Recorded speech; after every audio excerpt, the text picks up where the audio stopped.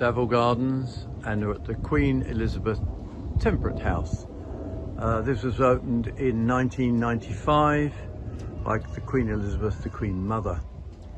I must just show you daylilies, very attractive, but they are literally what they say. They drop their flowers in a day. However, the entrance is bordered by cannas, very attractive as well they are. As we wander into the garden here, we can see several plants that you might actually notice in your own garden. Perhaps you won't, but there are some very attractive plants. Oh, lovely and warm in here it is. It really is. Now these actually look like mimosa flowers, but they're not mimosa flowers. They're giving a lovely bright yellow front to the garden here, and coming across here just by the water bowl, more cannas, and it just shows you what you can do with cannas. Cannas in the right situation are really very attractive indeed. That's semaphore, which is very attractive, and they're using begonias in the front of it, and maidenhair ferns to the right each side of the garden, really struggling with the drying conditions in here. Looks like they just need a little bit more moisture. And we're coming up the steps now, and we can see that this has got mahonias, which we recognise from our own gardener. Jessica, I don't know that. I don't know Seratonia. There's lots of plants in here that I honestly have never grown in my life, except of course coming around here, a butylon here with a very attractive flower on there.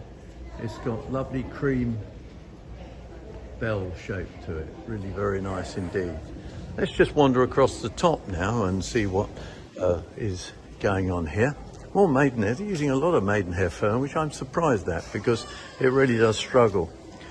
Dixonia on Antarctica. I'm never very excited about those. But Dixonia, of course, are brought from New Zealand and Australia generally. They have no root system, they're buried in the ground, and they literally grow from the head. The head needs protecting in severe winters, but obviously we're not getting many of those at all at the moment. Begonias, it's a ciliata. It must be a softer variety than the ones that we're used to growing ourselves in the gardens. More Dixonia, and these of course are clivia, and what's intriguing about the clivia is that they've generally, the clivia, which is an indoor plant, grown very successfully, left, just to give you an idea, it's best left in a container. It likes being congested, so don't ever repot just because it's hanging out the pot. Only do it when it breaks the pot. See the fruits on it, the fruits go red, and then if you look down at this one here, it's actually showing a flower as well, all at the same time. Good old chlorophytum, or spider plant as we used to call them, of course, here. And moving around here, some interesting plants, so it's well worth a visit, as I keep saying. Some lovely plants there, and we just pan around here, coming around here, saxifrage with its delicate flowers on there, giving quite an interesting display. We'll just wander around here. I don't like to see the nettles growing in the plants here, but they are. Geraniums in the background. Some very interesting plants. Dixonia that has been rather unsuccessful there, if you look at it. More cannas in the corner there to my left.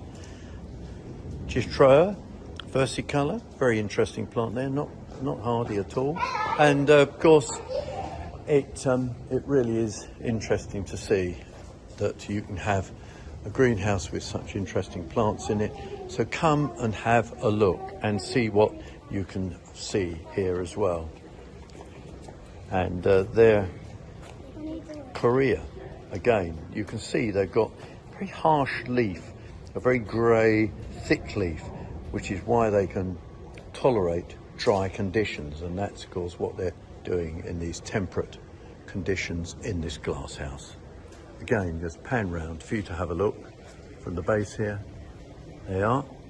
And there's also, there you are, looking across, rather a nice house.